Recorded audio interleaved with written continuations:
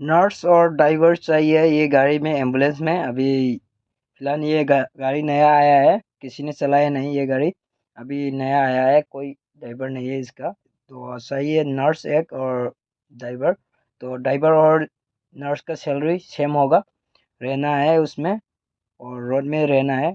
तो आप लोग भी चलाने का मन होगा तो आ जाओ, और नर्स होगा भी साथ में, मुझे मैसेज कर लेना। उसके बाद जो भी होगा बाद में फ़ोन में बातचीत होगा।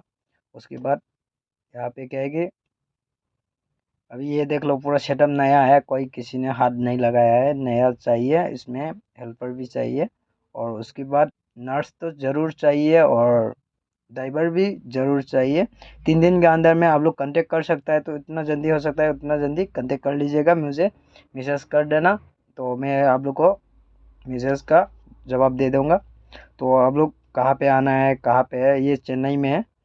तो आप लोग भी ये रोड में चलना है, ये रोड में, और दूसरा रोड में नहीं, ये रोड में चलना है। तो इसलिए आप लोग को जो ड्राइवर है तो कांटेक्ट कर लीजिएगा, नर्स होगा भी कांटेक्ट कर लीजिएगा।